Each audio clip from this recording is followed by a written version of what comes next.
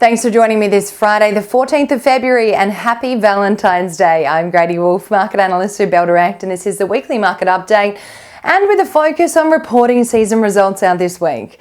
So far this reporting season, we have seen 33 companies report, with 17 beating expectations, 9 meeting expectations, and 7 missing expectations. Australia's biggest bank, CBA, rallied this week, surprising analysts and defying the consensus sell rating. The bank's strong performance for the first half justifies a hefty valuation it has garnered over the last year. For the first half, CBA beat profit expectations, reporting $5.13 billion in NPAT, up 8% on the previous year. Revenue from regular activities rose 4% to $14.1 billion, and the company declared a 225 cents per share dividend. Some analysts raised concerns about a 6% rise in operating expenses, bringing the cost-to-income ratio to 45.2%. As for net interest margin, it saw a slight increase, with the bank citing competitive pressure on deposits and lending pricing being offset by higher earnings from capital hedges. CBA also reported a $95 million drop in loan impairment, mainly due to lower consumer provisions thanks to rising house prices. On the day results were released, CBA's share price hit a record at the time of $165 per share, and it's gone up since then. It's been a great time for investors to be in the insurers over the last 12 months, with premiums skyrocketing for many Aussies over the past year. On Wednesday, Suncorp's results reflected this, with first half cash earnings rising 30%, which beat expectations. The main driver of the earnings boost was lower natural hazards and favourable weather conditions, leading to strong margins and very much fewer payouts. NPAT surged 89% to $1.1 billion, and general insurance gross written premiums grew 8.9% to $7.5 billion. Suncorp announced it would return $4.1 billion from the sale of its banking arm to ANZ to shareholders, offering a capital return of $3 per share, plus an interim dividend of 41 cents per share, and a special dividend of 22 cents per share. Investors responded with a rally of 1.3% in Suncorp's share price that day. Suncorp also saw growth in home and motor insurance, with both sectors up over 10% in the first half, and expects gross written premiums to continue growing in the mid to high single digits over H2. And of course, in the gold space, or gold mining space, Evolution Mining has been on a tear over the last year as investors fight for a piece of gold in their portfolios in any form, amid uncertainty on many fronts globally. Evolution's share price rose just over 1% on Wednesday after the gold producer released first half results. The company produced 388,000 ounces of gold and 38,000 tonnes of copper in an appreciating copper price environment, and obviously a gold rally right now in the gold price, which is great news, especially with copper prices on the rebound. Underlying NPAT shot up 144%, and the company paid an interim dividend of 7 cents per share, up 250%, while also reducing net debt by $345 million. EVN has been a strong performer for investors. Shares are already up 30% in 2025 and up 108% over the last year. While the results are solid, there are a few things to keep an eye on though, including some uncertainty around the timing of CapEx and potential project delays. Also, while the dividend reinvestment plan was reinstated based on shareholder feedback, it's impacting on funding organic growth in the future.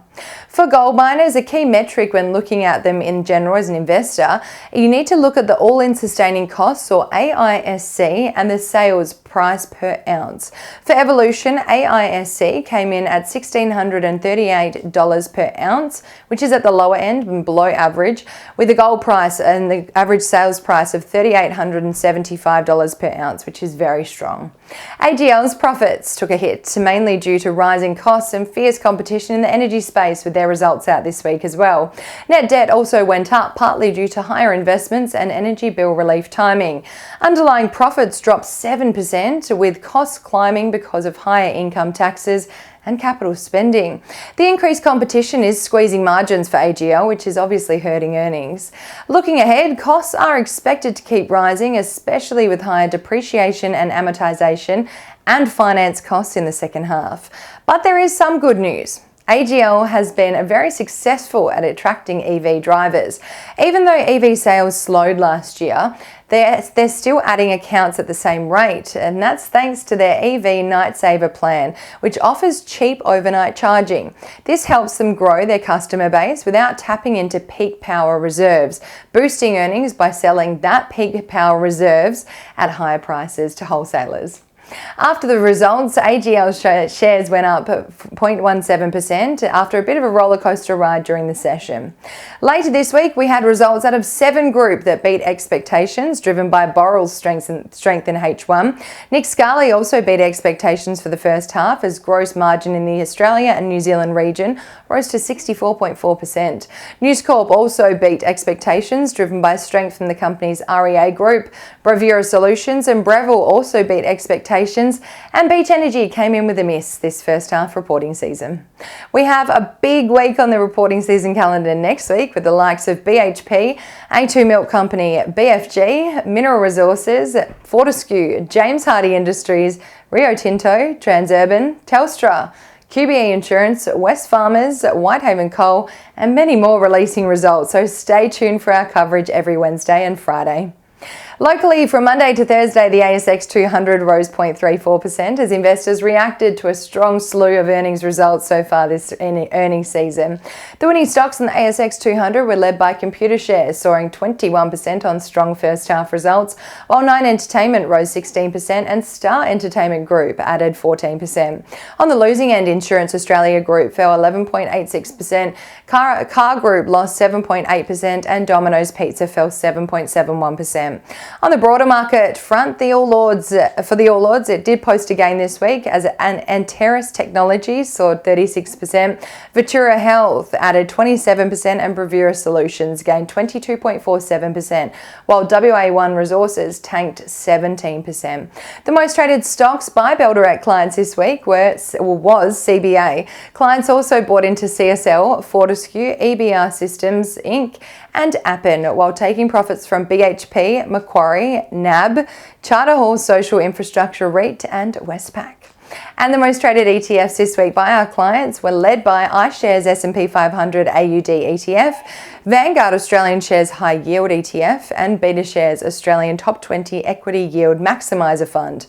On the economic calendar next week, we may see investors react to the highly anticipated RBA's rate decision, which is out on Tuesday, where it is widely expected the RBA will announce a first rate cut of this cycle to 4.1%. We will also receive Australia's latest unemployment rate out later next week. Overseas, Japan's GDP growth rate and trade balance data is out next week, and in the US, key building data and FOMC meeting minutes are released. And that's all for this Friday. Have a wonderful day, a wonderful weekend, and happy investing.